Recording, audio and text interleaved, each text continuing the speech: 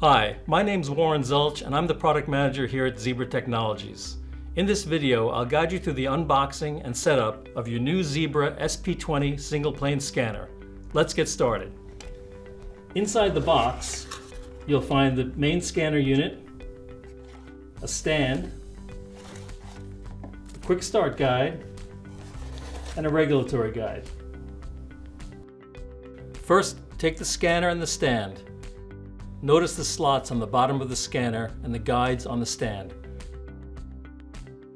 To assemble, face the scanner in the direction indicated by the icon on the stand. Next, line up the slots on the bottom of the scanner with the guides on the stand and slide the scanner back until you hear a click. This click confirms the scanner is securely attached. To remove the scanner from the stand, simply reverse the assembly steps. Squeeze the tabs on either side of the guides and slide the scanner forward to detach it. With the scanner assembled, you can now connect the cable. Insert the cable into the port on the bottom of the scanner. The other end connects to your point-of-sale terminal or computer.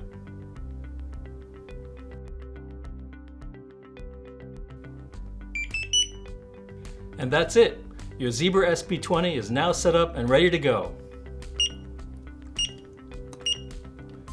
Its high-performance scanning and compact design make it a great addition to any retail environment.